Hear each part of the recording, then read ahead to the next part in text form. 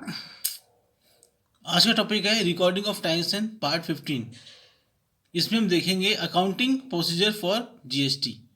Following general entries are required to be passed in accounting procedure for GST depending upon the different situation. Input GST क्या होता है? refers to the GST paid by business on the purchase of goods or services that are used in the production or supply of taxable good or services।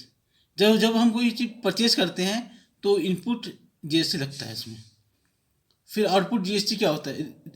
refers to the GST charged by a business on the sale of taxable goods or services। It is a GST that a business collect from its customer on behalf of the government।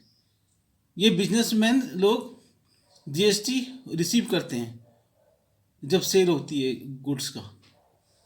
अब देखो first क्या है transaction for purchase of good for inter state purchase, मतलब same state, एक ही state में क्या होता है सेंट्रल टैक्स और स्टेट टैक्स दोनों लगता है।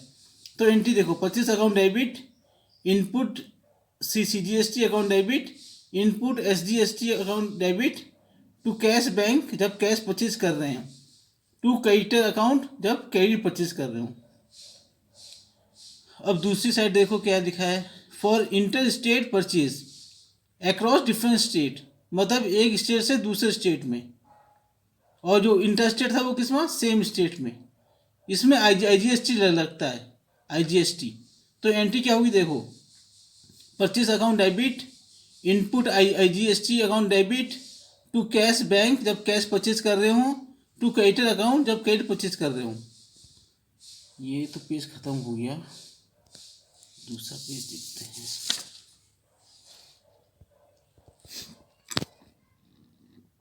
फिर है second for purchase of asset for inter state purchase, मतलब same state. Asset account debit, input CGST account debit, input SGST account debit, to cash bank जब against payment, to vendor account in case of credit purchase.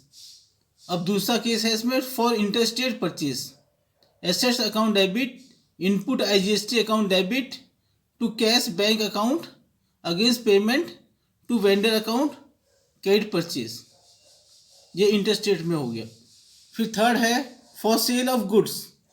अब बेचने में क्या होता है देखो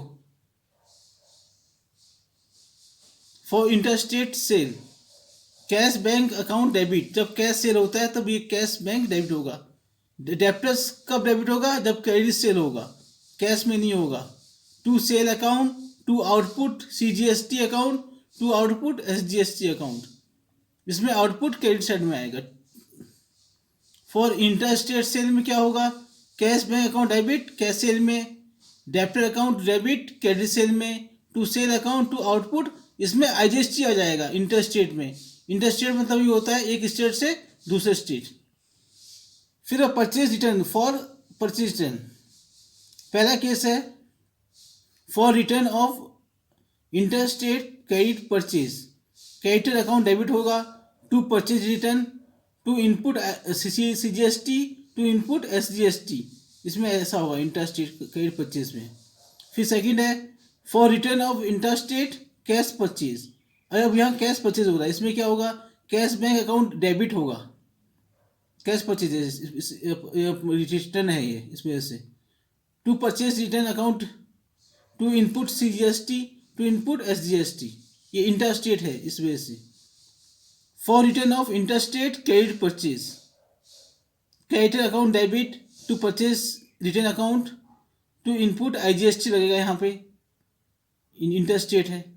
for return of interstate cash purchase cash bank account debit, to purchase return, to input IGST. ये हो गया टॉपिक ख़त्म आज का। अभी और बाकी है इसका प्रोसीजर जीएसटी का। तो मेरा टॉपिक आज यहीं ख़त्म होता है। यदि मेरा टॉपिक इन्फॉर्मेटिव लगा हो तो चैनल सब्सक्राइब कर लेना और लाइक दबा देना। थैंक्स।